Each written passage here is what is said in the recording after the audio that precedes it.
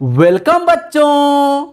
आज हम लोग फिजिक्स के एक बहुत ही बेसिक कॉन्सेप्ट को पढ़ेंगे, सिंपल, स्मार्ट और इंटरेक्टिव तरीके से, वो भी डीप फीलिंग के साथ।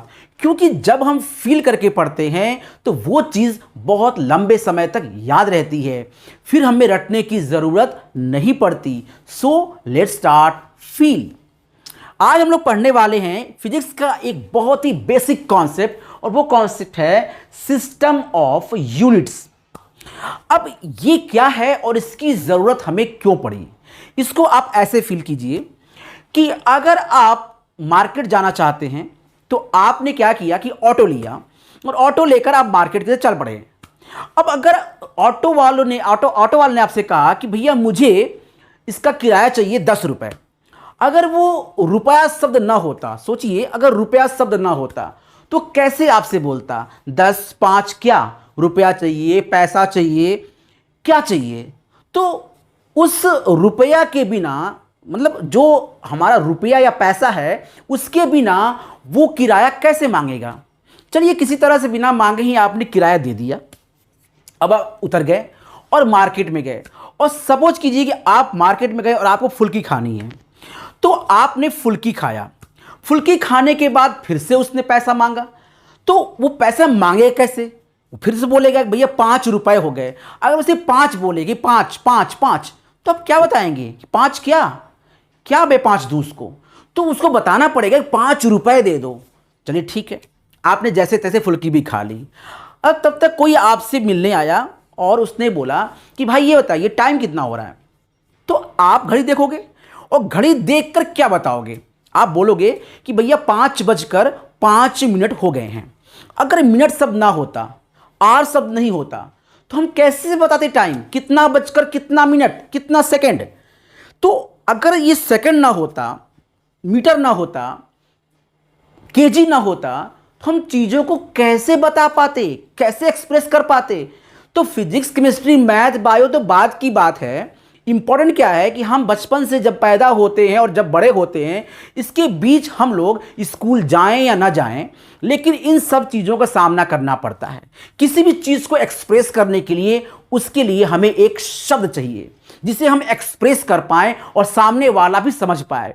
मतलब वो एक ऐसा वर्ड होना चाहिए जो बच्चे को पता हो, चाहे वो अमेरिका का हो, चाहे वो इंडिया का हो, चाहे वो बिहार का हो, चाहे यूपी का हो, चाहे पाकिस्तान का हो, चाहे नेपाल का हो, हर जगह वो चीज़ उसको पता होनी चाहिए। जैसे अगर मैंने बोला 5 मिनट बाद आना है, तो जो मिनट शब्द है, मिनट, ये all over the India minute ही होती है, all over the world minute ही होता है। तो जब आप बोलोगे 5 मिनट, तो वर्ल्ड का बच्चा समझ जाएगा कि 5 मिनट का मतलब क्या होता है। और अगर आप ऐसे बोलोगे 5 5 5, तो क्या 5 मिनट हुआ, 5 घंटे हुआ, 5 पीस हुआ, 5 केजी हुआ, 5 मीटर हुआ, 5 क्या। तो चीज़ों को एक्सप्रेस करने के लिए हमें एक सिस्टम की ज़रूरत थी, वरना हम किस चीज़ को कैसे बताते। आप मिल्क लेने गए, आपने कहा भैया मुझे मिल्क दे दीजिए, वो बोले कितना मिल्क दे दूँ, तो आप क्या बताओगे।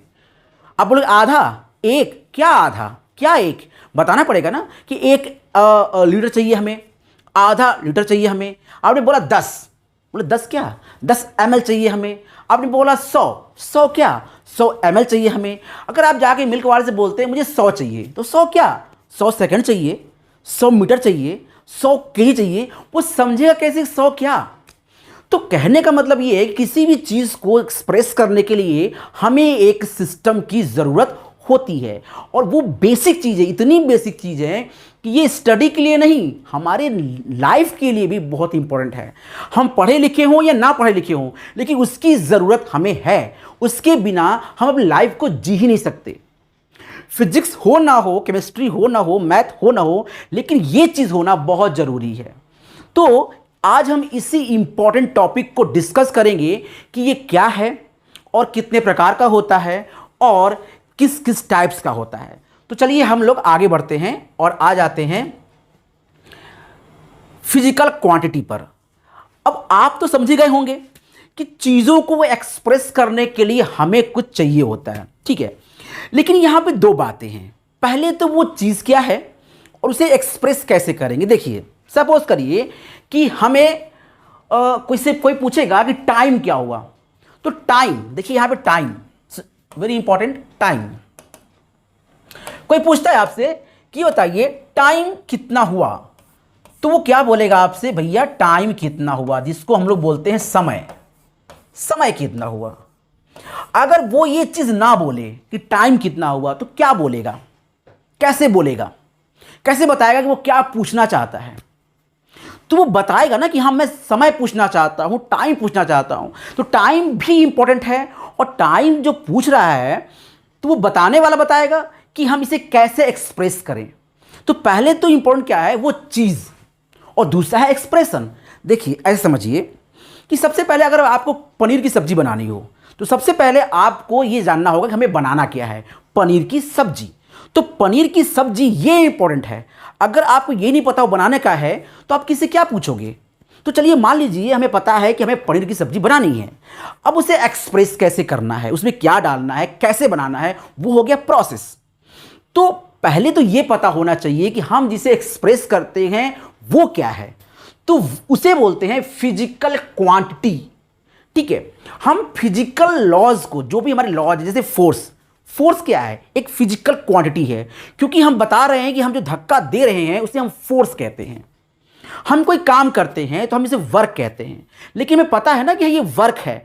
अगर इसे पता ही ना हो कि इसे क्या कहते हैं, तो हम कैसे डिस्क्राइब करें किसी भी चीज को। किसी ने कहा कि चलो भाई 2 kg आलू तौल दो, ठीक है। तो अगर आलू से पता हो उसको, लेकिन ये ना पता हो कि तौलना है कि नापना है, अब ऐसा तो नहीं कह सकते ना भैया कि 2 मीटर आलू नाप दो। उसे पता है कि तौलना ही है, नापना नहीं है। तो उसे पता है कि 2 किलो आलू नापना है, यानी तौलना है। नापने का मतलब तौलने से है, तौलना है। वहीं अगर डिस्टेंस की बात करें, उसे तौल नहीं सकते, उसे हम नापेंगे। देखिए जब डिस्टेंस की बात है तो वहां नापने को हम कहते हैं ऐसे नापना है, इस तरह से डिस्टेंस नापना होता है हमें, मीटर से, फीता से, जो भी होता है। लेकिन जब मास की बात आती है तो वहां हमें केजी यानी तौलना पड़ता है। तो इन द एंड मैं ये कहना चाहता हूं कि लाइफ में जो भी चीज आपको चाहिए, पता होना चाहिए कि उसे एक्सप्रेस हम किस टर्म में करें।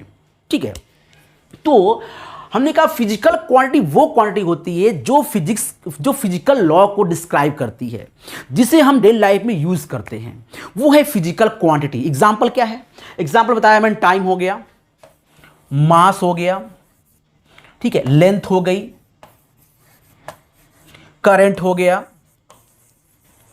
एरिया, वॉल्यूम, ये सब क्या है, फिजिकल क्वांटिटी है। ये सब फिजिकल क्वांटिटी है। डेंसिटी, वर्क, प्रेशर, ये सब क्या है, फिजिकल क्वांटिटी है। वर्क हो गया, डेंसिटी हो गई, एनर्जी हो गया, ये सब कुछ क्या है, फिजिकल क्वांटिटी। अब आप सोचिए कि अगर ये शब्द ना होते, आप जब कल्पना करिए कि अगर ये शब्द ना होते तो हम तो बेजुबान हो जाते। सब कुछ होते हुए भी हम कुछ समझ नहीं पाते कि हमें चाहिए क्या, सामने वाला हमसे क्या पूछ रहा है और हमें क्या बताना है। हम इन चीज़ों को जान ही नहीं पाते अपनी लाइफ में अगर ये शब्द ना होते। अगर लेंथ ना होती तो आप कैसे बताते कि हाइट नापना है कि एरिया नापना है। आप तो ले चले आए फीता, नापना क्या है, लेंथ नापनी है कि एरिया नापना है कि वॉल्यूम नापना है, कि पता होना चाहिए ना कि नापना क्या है। भाई अगर हमारे पास वो इंस्ट्रूमेंट होगा तभी तो नाप पाएंगे। अगर हमें लेंथ नापनी है तो हमारे पास एक फीता होना चाहिए। अगर हमें कोई किसी चीज़ का मास नापना है तो हमारे पास तराजू होना चाहिए। अगर हमें कोई लिक्विड नापना है तो हमारे पास लीटर वाले बर्तन होने चाहिए। अगर हमें समय नापना है तो हमारे पास टाइम घड़ी होनी चाहिए। तो चीज़ों को नापने के लिए इंस्ट्रूमेंट भी तो चाहिए। तो पहले ये तो पता हो कि हमें नापना क्या है। तो वो इंटरेस्टिंग है। इसलिए ये जो शब्द हैं ये फिजिकल क्वांटिटी होते हैं जिन्हें हम यूज़ करते हैं अपने चीज़ों को एक्सप्रेस करने के लिए।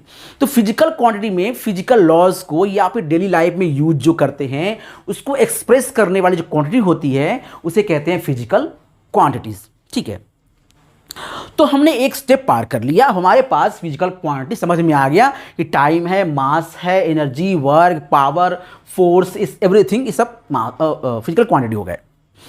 अब सवाल होता है कि इनको हम किस मात्रा में नापे। मात्रा इज इंपॉर्टेंट। क्वांटिटी ये तो भाई ये तो क्वांटिटी फिजिकल क्वांटिटी है, लेकिन हम उसे कितना मेजर करें, मतलब उसकी यूनिट क्या होगी। अब हमने कहा कि ठीक है तराजू ले आए, ठीक, और तराजू में बटखरा जो होता है, बाट से बोलते हैं, वो कितने का रखें। अब बोलो भाई एक रख दो। एक क्या, एक पीस, एक केजी, एक ग्राम, एक मिलीग्राम, क्या रखें। तो पता होना चाहिए ना कि भैया 1 किलोग्राम रखना है, 1 ग्राम रखना है। अब एक से तो काम चलेगा नहीं। आपने बोला कि भैया चलो एक लेंथ नाप लीजिए, तो बोला कितना नापना है, 10। सब कुछ इसके पास है, लेकिन 10 क्या, 10 inch, 10 centimetre, 10 metre, 10 millimetre, 10 kilometre, 10 hectare, 10 एकड़, 10 क्या। तो जो फिजिकल क्वांटिटी है उसके लिए हमें चाहिए एक शस्त्र, एक हथियार, जिससे हम इस चीज़ों को मेजर कर सकते हो, उसे बोलते हैं यूनिट्स। तो हम ऐसा सोच सकते हैं कि फिजिकल क्वांटिटी को डिस्क्राइब करने वाला जो शख्स है उसे कहते हैं यूनिट्स। तो पिक्चर इज क्लियर कि फिजिकल क्वांटिटी क्या होती है, जो हम डेली लाइफ में यूज करते हैं या फिर जो फिजिक्स के टर्म में यूज होता है, उसको एक्सप्रेस करने के लिए चाहिए होगा हमें एक टर्म जिसे बोलते हैं फिजिकल क्वांटिटी।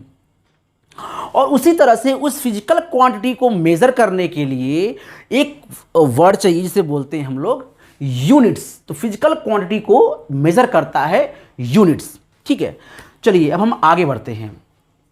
जैसे एग्जांपल ले लेते हैं, करंट को मेजर करना है, ठीक है। तो जब हम करंट को मेजर करेंगे,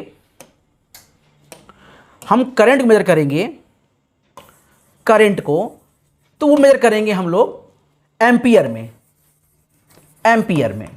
अगर हम मास को मेजर करेंगे तो मेजर करेंगे हम लोग केजी में या फिर ग्राम में, मिलीग्राम में, ठीक है, एमजी में, चाहे जैसे भी मेजर कर सकते हैं। उसी तरह से अगर हमें यूज करना है लेंथ को, तो लेंथ हम किसमें मेजर करेंगे, लेंथ मेजर करेंगे हम लोग मीटर में, सेंटीमीटर में, मिलीमीटर में, इसी तरह किलोमीटर में, एटसेट्रा आप कर सकते हैं मेजर, ठीक है। टाइम, अगर आपको टाइम मेजर करना है तो किस में करेंगे मेजर, आप कर सकते हैं सेकेंड में कर सकते हैं, आप मिनट में कर सकते हैं, आप आवर में कर सकते हैं, ठीक है, मिली सेकेंड में कर सकते हैं, माइक्रो सेकेंड में कर सकते हैं। तो चीज़ों को एक्सप्रेस करने के लिए चाहिए होगा हमें यूनिट। तो एक हो गई फिजिकल क्वांटिटी और एक हो गया यूनिट्स। अब हम लोग पढ़ेंगे कि कितने टाइप की फिजिकल क्वांटिटी होती हैं और कितने टाइप्स की यूनिट होती हैं, ठीक है। तो चलिए आगे बढ़ते हैं। अब हम लोग आ गए हैं सिस्टम ऑफ यूनिट्स पर। अब सवाल ये उठता है कि ये जो यूनिट्स हैं ये कैसे डिसाइड करेंगे कि केजी लें कि मीटर लें, मतलब केजी लें कि एमजी लें, मतलब किलोग्राम लें या ग्राम लें, मीटर लें किलोमीटर लें। अगर हम सेकंड लेंगे टाइम को तो मास को क्या लेंगे, अगर मास को हमने केजी लिया तो लेंथ को क्या लेंगे। तो ये बहुत ही कंफ्यूजन था लोगों को कि अगर हमने मास को केजी में लिया तो लेंथ को किस में लेंगे। It's a very important question कि मास को केजी में लेंगे तो लेंथ किस में लेंगे, कैसे कैलकुलेट करेंगे फिजिक्स में चीजों को। और अगर मान लीजिए कि हमने मास को ग्राम में लिया तो लेंथ किस में लेंगे, कैसे होगा कैलकुलेशन, क्योंकि जो यूनिट है केजी बड़ा है ग्राम छोटा है, तो इसका इफेक्ट पड़ेगा सामने वाले पर। तो इसलिए इट्स वेरी इंपॉर्टेंट कि हम इसे रिकॉग्नाइज करें, मतलब इसे कैटेगराइज कर दें, हम इसे कैटेगरी में डिवाइड कर दें ताकि कोई कंफ्यूजन ना हो। आपको पता हो कि जब आपको मास केजी में लेना है तो लेंथ आपको इसमें लेना है। तो इस चीज़ों को दूर करने के लिए एक सिस्टम बनाया गया और नाम रखा गया सिस्टम ऑफ यूनिट्स। और उसमें यह बताया गया कि लेंथ अगर आप इस चीज़ में लेंगे तो मास को आपको इस टर्म में लेना पड़ेगा, फिर आपको टाइम को इस टर्म में लेना पड़ेगा। तो इन चीज़ों को बनाने के लिए हमने 4 सिस्टम बनाए। 4 सिस्टम कौन कौन से थे, CGS system, FPS system, MKS system, और अब जो चल रहा है लेटेस्ट वो है एसआई सिस्टम, ठीक है। इन 4 सिस्टम से हम लोग कैलकुलेशन को आसानी से कर सकते हैं, ठीक है। चलिए देखते हैं कैसे। अब इसका नाम है सीजीएस सिस्टम। सी मतलब क्या होता है, सी मतलब होता है सेंटीमीटर, और जी का मतलब होता है ग्राम, और एस का मतलब होता है सेकंड।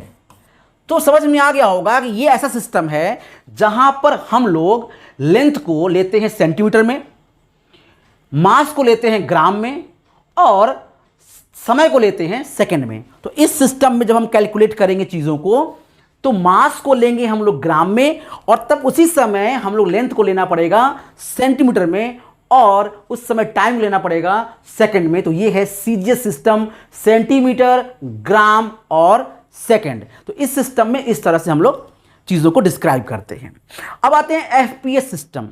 तो यहां पर क्या है, जैसे हमने मास को लिया था सेंटीमीटर में, अब मास को हम लोग लेंगे, सॉरी लेंथ को लिया था हमने सेंटीमीटर में, उसी तरह लेंथ को लेंगे अब हम लोग फुट में। फुट जानते हैं हम लोग, 4 फुट 3 फुट, आपने नाम सुना होगा, तो ये फुट में लेंगे। और पी मतलब होता है मास, मास को लेंगे हम लोग पाउंड में। Mass is taken by pound में। और उसी तरह से एस मतलब सेकंड, तो एस को लेंगे सेकंड में। तो यहां टाइम तो कांस्टेंट है, कोई दिक्कत नहीं, आप टाइम को सेकंड में ही लेंगे, चाहे सीजीएस में लें चाहे एफपीएस में लें।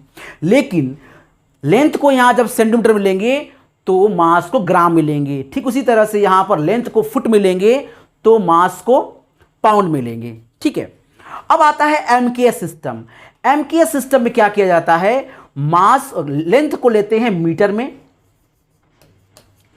और मास को लेते हैं केजी में, और टाइम जो है उसको लेते हैं सेकंड में। तो यहां पर कोई कंफ्यूजन नहीं है, आप देख रहे होंगे कोई कंफ्यूजन नहीं है।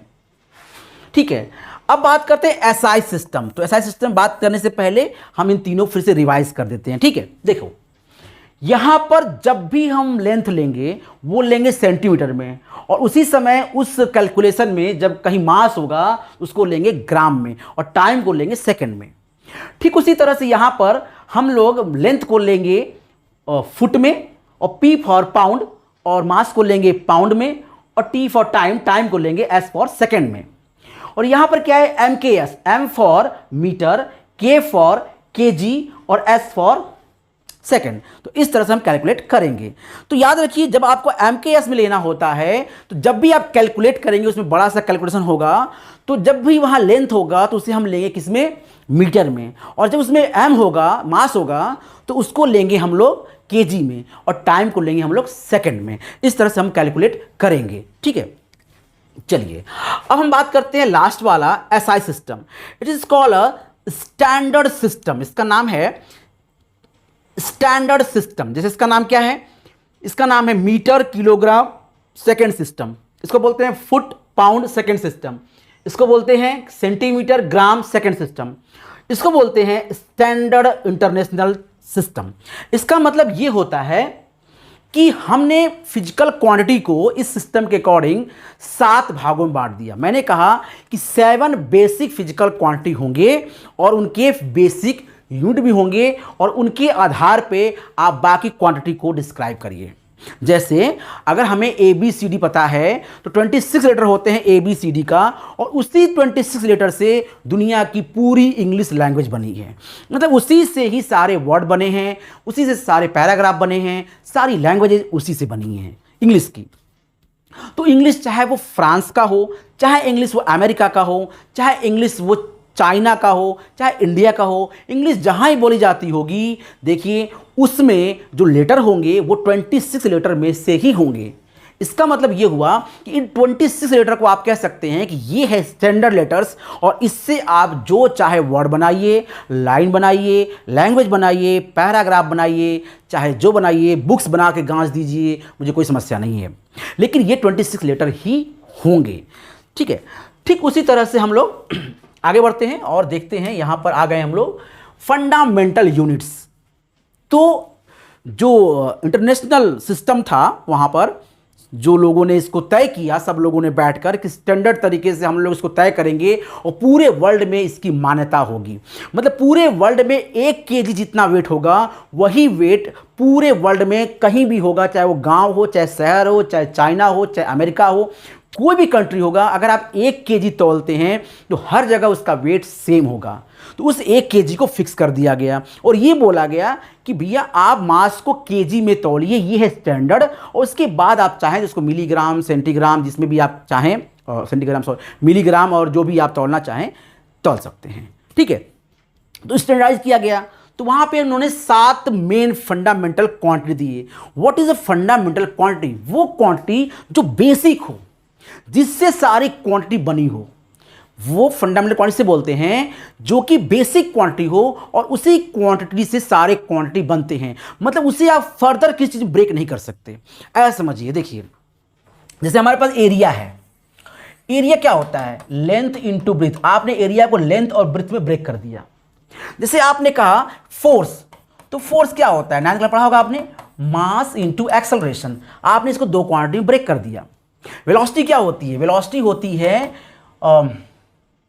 लेंथ अपॉन मीटर, मतलब displacement upon metre, sorry second it is called displacement upon second, displacement upon second, time. तो ये हो गया हमारा कि वेलोसिटी तो फंडामेंटल नहीं है क्योंकि इसे ब्रेक कर सकते हैं। भाई देखो, लॉयन मान लीजिए, LION, लॉयन को आप ब्रेक कर सकते हैं LION में, लेकिन क्या L को ब्रेक कर सकते हैं? आप नहीं ब्रेक कर सकते।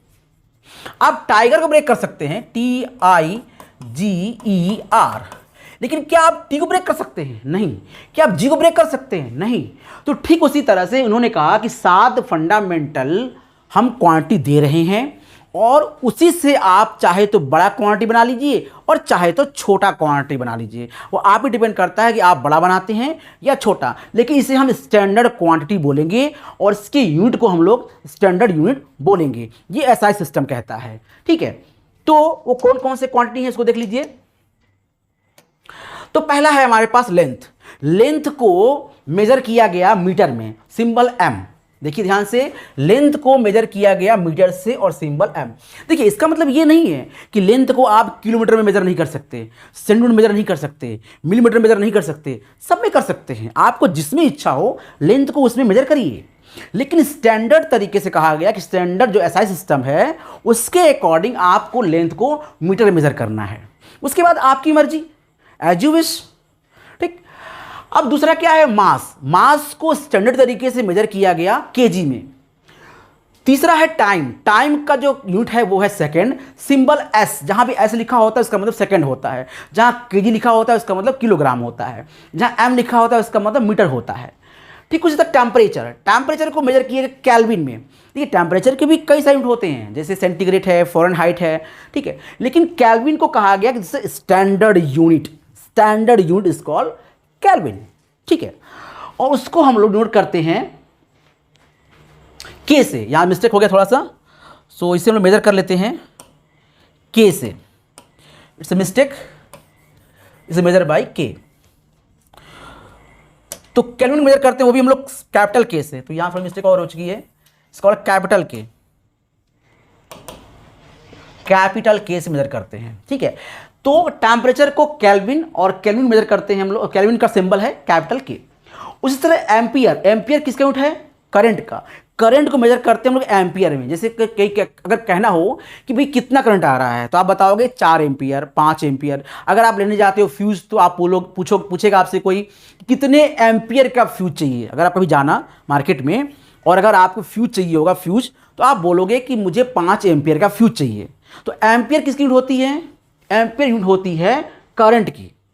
ठीक उसी तरह से ल्यूमिनस इंटेंसिटी जिसकी यूनिट होती है कैंडला, और यहाँ पर अमाउंट ऑफ सब्सटेंस जिसकी यूनिट होती है मोल। ठीक है, आपने सुना होगा कि एक केमिकल जिसे मान HCl है, तो HCl का मैंने आधा मोल लिया, 1 मोल लिया। वैसे 11th से पहले मोल का जिक्र नहीं हुआ है, लेकिन जो बच्चे 11th में आ गए हैं उनको फर्स्ट चैप्टर में पढ़ाया जाएगा मोल कॉन्सेप्ट केमिस्ट्री में, और वहाँ बताया जाएगा कि मोल क्या होता है और मोल को कैसे हम लोग डिस्क्राइब करते हैं। जैसे केजी है वैसे मोल है। ये मोल है, अनमोल वाला मोल नहीं है। ये मोल एक यूनिट है जिसे हम लोग केमिस्ट्री में यूज़ करते हैं किसी भी केमिकल को मेजर करने के लिए, कि ये किसी भी केमिकल या कह सकते हैं या किसी भी कंपाउंड को कह सकते हैं, किसी मॉलिक्यूल को कह सकते हैं, जो उसे मेजर करना होगा। जैसे HCl कितना मोल है, जैसे आपने कहा कि NaCl कितने मोल लिया मैंने, ऑक्सीजन कितने मोल लिया मैंने, तो ऑक्सीजन को मेजर करेंगे मोल में, हाँ इतना मोल ऑफ ऑक्सीजन हमने लिया है, इतना मोल ऑफ हाइड्रोजन हमने लिया है, इतना मोल ऑफ मैंने हाइड्रोक्लोरिक एसिड ली है। तो इसे मेजर करते हैं हम लोग मोल में, केजी में नहीं मेजर करते हैं। कर सकते हैं, ऐसा नहीं मेजर नहीं कर सकते हैं, लेकिन स्टैंडर्ड तरीके से हम लोग इसे मोल में मेजर करते हैं। तो अब एक बात एकदम क्लियर समझिए कि ये जो यूनिट है, ये सिंबल आप देख रहे हो, ये ऐसा नहीं है कि इसी में हम इसको मेजर करते हैं, ना ना ना ना, हम लोग इसको और भी यूनिट में मेजर कर सकते हैं, लेकिन हम पढ़ रहे हैं एसआई यूनिट। तो एसआई यूनिट जो होता है, इसे हम लोग फंडामेंटल यूनिट कह रहे हैं यहाँ पर। तो जो फंडामेंटल यूनिट है, एसआई यूनिट्स, एसआई सिस्टम है, सॉरी एसआई सिस्टम में जो हम पढ़ रहे हैं fundamental units, let's be clear, this is called a fundamental quantity, this is called a fundamental units. और इस सिस्टम जो आप पढ़ रहे हैं, ये सिस्टम है एसआई सिस्टम। तो एसआई सिस्टम में हम लोग लेंथ को मीटर में, मास को केजी में, टाइम को सेकंड में, टेम्परेचर को केल्विन में, इलेक्ट्रिक करंट को एम्पियर में, ल्यूमिनस इंटेंसिटी को कैंडेला में, और अमाउंट ऑफ सब्सटेंस को मोल में मेजर करते हैं। ये था हमारा फंडामेंटल क्वांटिटी और फंडामेंटल यूनिट्स। कैसा लगा आप लोगों को, समझ आ रहा है? क्या पढ़ा अब तक हम लोगों ने, एक बार फिर से डिस्क्राइब कर देता हूं मैं। पढ़ा हमने ये कि आखिर हमें किसी चीज़ को एक्सप्रेस करने के लिए क्या चाहिए, किसी भी चीज़ को एक्सप्रेस करने के लिए क्या चाहिए? दिल। पर दिल तो होना ही चाहिए, दिल नहीं होगा तो एक्सप्रेस कैसे करेंगे? लैंग्वेज भी चाहिए, अगर वो नहीं होगा तो एक्सप्रेस कैसे करेंगे? तो क्या चाहिए फिर? दिल भी आपके पास है, लैंग्वेज भी आपके पास है, लेकिन हमें चाहिए एक ऐसा चीज़ जिसे हम बता सकें कि हम क्या चाहते हैं। और वहाँ जन्म हुआ फिजिकल क्वांटिटी का। उसको डिस्क्राइब करने के लिए हमें कुछ चाहिए, और जिसका जन्म हुआ फिजिकल यूनिट्स का। फिजिकल क्वांटिटी को मैंने डिस्क्राइब किया है यहाँ पर दो पार्ट्स में। पहला पार्ट आप पढ़ रहे हैं यहाँ पर फिजिकल क्वांटिटी का, फंडामेंटल क्वांटिटी। फिजिकल क्वांटिटी दो टाइप्स की होती है। पहला हमारा क्या है? Fundamental quantity. ये क्या होता है? ये क्वांटिटी वो होती है जिसे हम फर्दर किसी और क्वांटिटी में ब्रेक नहीं कर सकते। जैसे लेंथ को आप और किसी क्वांटिटी में ब्रेक नहीं कर सकते, एक्सप्रेस नहीं कर सकते। मास आपका फंडामेंटल क्वांटिटी है, इसको और किसी भी चीज़ में एक्सप्रेस नहीं कर सकते, ब्रेक नहीं कर सकते। तो mass is a fundamental quantity. ये 7 फंडामेंटल क्वांटिटी एसआई सिस्टम के द्वारा प्रेफर किया गया, और इसके यूनिट भी बताया गया कि इस फंडामेंटल क्वांटिटी के यूनिट क्या होंगे, और इसका सिंबल भी बताया गया। इसके अलावा आप इस यूनिट की मदद से आप बड़े यूनिट भी बना सकते हैं और छोटे यूनिट भी बना सकते हैं, लेकिन उसे हम फंडामेंटल यूनिट नहीं कहेंगे, या फिर उसे हम एसआई सिस्टम का यूनिट नहीं कहेंगे। जैसे अगर हमने बनाया यहाँ पर सेकेंड का बना दिया मैंने, यहाँ पर सेकेंड का बनाया मैंने आर, तो ये क्या है? ये एसआई सिस्टम का यूनिट नहीं है, ये एसआई सिस्टम यूनिट नहीं है, ये फंडामेंटल यूनिट भी नहीं है, क्योंकि हमने इसको बनाया है, सेकेंड से बनाया है, सेकेंड से मिनट बनाया और मिनट से आर बनाया। इसका मतलब हमने इसे बनाया है सेकेंड की मदद से। तो ये फंडामेंटल यूनिट नहीं है और ना ही ये एसआई सिस्टम में एक्सप्रेस किया गया है। ठीक, चलिए अब हम आ गए हैं दो और क्वांटिटी के बारे में। जो फंडामेंटल क्वांटिटी है ये 7 तरह की होती हैं, लेकिन 2 अलग से हमने क्वांटिटी को रखा है फंडामेंटल तरीके से। देखिए, let me clear, supplementary fundamental units. इन 7 के अलावा हमने 2 अलग से फंडामेंटल यूनिट्स को अलग किया, क्योंकि इसका यूज वहां नहीं होता है। जैसे एंगल है, ये 2 एंगल आप देख रहे होंगे, यहाँ पे एंगल बना होगा, इसका यूज अलग तरीके से होता है, इसलिए हमने इसको अलग तरीके से डील किया है। हम लोग कहते हैं इसको सप्लीमेंट्री फंडामेंटल यूनिट्स। और वो कौन कौन से होते हैं? 2। एक होता है स्टेरेडियन और एक होता है रेडियन। ये देखिए, ये है रेडियन। आप कहोगे कि ये जो एंगल है ना, अगर ये 60 है तो आप बोलोगे, अगर ये 60 डिग्री है तो इसे अगर आप लोग ब्रेक करोगे तो इसे कहा जाता है π/3 रेडियन, π/3 रेडियन। तो 60 डिग्री को चेंज करेंगे तो आएगा π/3 रेडियन। अब ये थोड़ा सा नया है 11th वालों के लिए, बट जो 11th में मैथ पढ़ेंगे उनको ये बताया जाएगा कि कैसे डिग्री को रेडियन में चेंज करते हैं। मैथ्स में ट्रिग्नोमेट्रिक चैप्टर में आपको बताया जाएगा कि किस तरह से हम लोग एंगल को चेंज करते हैं डिग्री को रेडियन में। तो फिलहाल इसे बोलते हैं रेडियन। तो जो प्लेन एंगल होता है, प्लेन एंगल जो एक सरफेस पे बना होता है, एक प्लेन पे बना होता है, 2D स्ट्रक्चर जिसमें सिर्फ लेंथ और ब्रेड्थ हो, तो उस एंगल को बोलते हैं हम लोग प्लेन एंगल। और उस प्लेन एंगल का जो यूनिट होता है वो होता है रेडियन। सब फंडामेंटल यूनिट, फिर से बोलूँ मैं, it is called fundamental unit. Degree भी है, आप 60 डिग्री बोल सकते हैं, but degree is not fundamental units. Fundamental unit यहाँ पे क्या है? रेडियन। हम बोला यहाँ पर π/3 रेडियन। उसी तरह से जब कोई सॉलिड होगा, सॉलिड मतलब 3D स्ट्रक्चर, और वहाँ जो एंगल बनेगा उसे बोलेंगे हम लोग स्टेरेडियन, यानी उसका जो यूनिट होगा वो होगा स्टेरेडियन। तो देखिए यहाँ पर सिंबल क्या है, सिंबल है SR। तो आप बोलोगे यहाँ पे जो एंगल है आप बोलोगे कि 60 CR, सॉरी SR। यहाँ पे देखिए इट्स कॉल्ड 1 SR, इस तरह से 2 SR, 3 SR। SR का मतलब क्या होता है, SR का मतलब होता है स्टेरेडियन। जैसे रेडियन का मतलब होता है RAD, इसका सिंबल होता है RAD, रेडियन को। उसी तरह से स्टेरेडियन सिंबल होता है SR। तो फिर से ध्यान दीजिए, हमारे पास सप्लीमेंट्री फंडामेंटल क्वांटिटी कौन कौन सी हैं, दो है। एक प्लेन एंगल जो 2D स्ट्रक्चर है, और एक है सॉलिड एंगल जो 3D स्ट्रक्चर है। तो 2D स्ट्रक्चर का जो एंगल है उसे मेजर करते हैं हम लोग रेडियन में, सिंबल है RAD यानी रेडियन ही बोलते हैं उसको। और सॉलिड जो एंगल होता है, मतलब जो प्लेन के अलावा 3D स्ट्रक्चर में बनता है, उसके एंगल को मेजर करते हैं स्टेरेडियन में, और उसका सिंबल होता है SR। देखिए ये प्लेन नहीं है, ये एक 3D स्ट्रक्चर, आपको फील हो रहा होगा ये एक 3D स्ट्रक्चर है। और इसको मेजर किस में करते हैं हम लोग, देखिए इसको समझिए इस तरह से, ये देखिए ये एक 3D स्ट्रक्चर है, इसको मेजर करेंगे हम लोग स्टेरेडियन में। तो प्लेन एंगल को मेजर करेंगे रेडियन में, और 3D स्ट्रक्चर को मेजर करेंगे स्टेरेडियन में। ठीक है, तो स्टे आप भी रहिए, और हम लोग आखिरी पड़ाव पर अब धीरे धीरे आ चुके हैं। आखिरी पड़ाव क्या कहता है, हमने बताया आपको कि फिजिकल क्वांटिटी दो तरह की होती हैं। एक होता है फंडामेंटल फिजिकल क्वांटिटी, और दूसरा होता है डिराइव फिजिकल क्वांटिटी। डिराइव का मतलब होता है कि फिजिकल क्वांटिटी से जो क्वांटिटी बनी है उसे कहते हैं डिराइव यूनिट।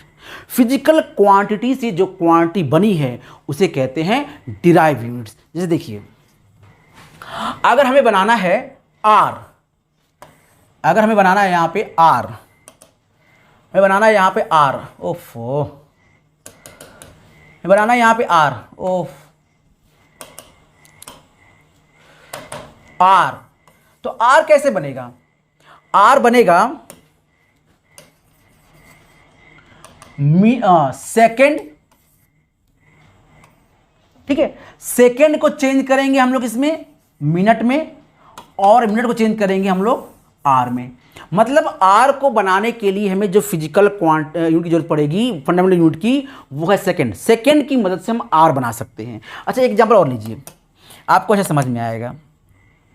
सपोज कीजिए आपको एरिया नापना है, तो एरिया के लिए क्या चाहिए आपको, एरिया चाहिए लेंथ इंटू ब्रेथ। आपने कहा नहीं है, हमें चाहिए लेंथ और हमें चाहिए ब्रेथ। तो लेंथ को किसे मेजर करेंगे हम लोग, मीटर में।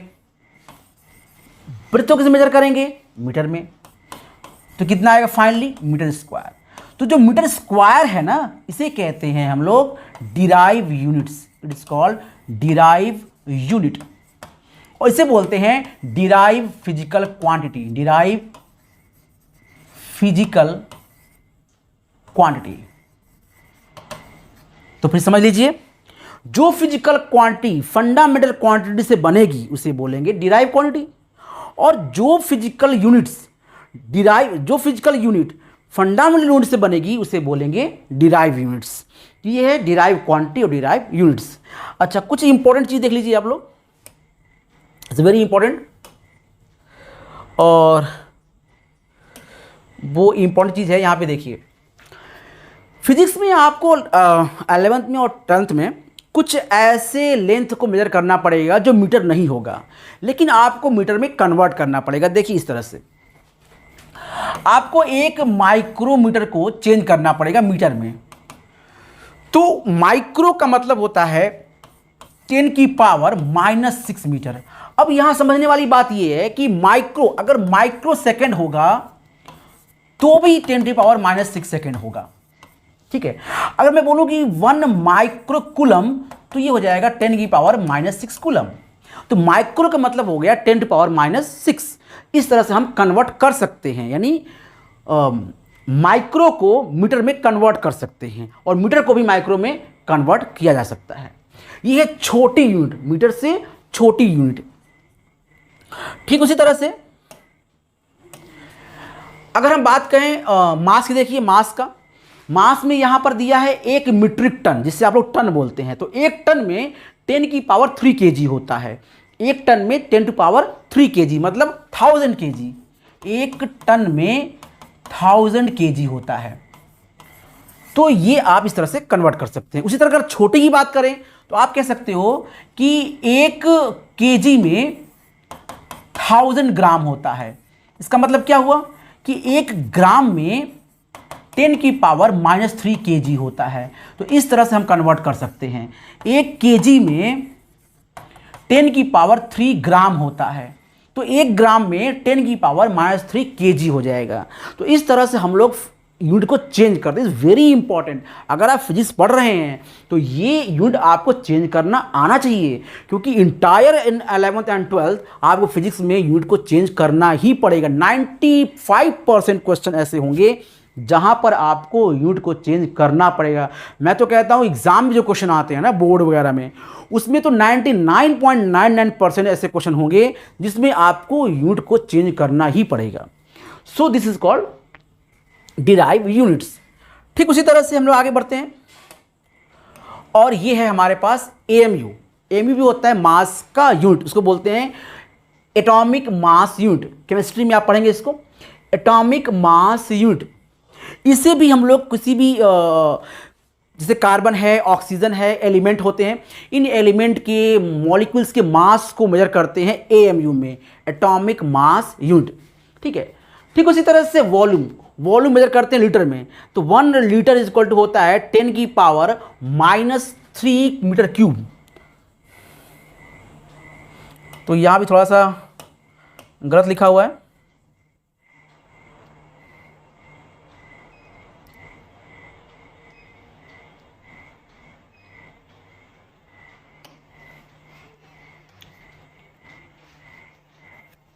ठीक उसी तरह से फोर्स का जो यूनिट होता है, फोर्स का, वो होता है डाइन और केजीएफ। ये डाइन और केजीएफ जो यूनिट है, ये यूनिट डिराइव यूनिट है। मतलब ये एसआई सिस्टम में नहीं आता, ये फंडामेंटल यूनिट नहीं होता है। इसे भी कन्वर्ट किया गया है 1 डाइन इज इक्वल टू 10 की पावर -5 न्यूटन में, और 1 केजीएफ, केजीएफ मतलब ये हो गया किलोग्राम फोर्स। तो 1 किलोग्राम जो फोर्स होगा वो होगा 9.81 न्यूटन।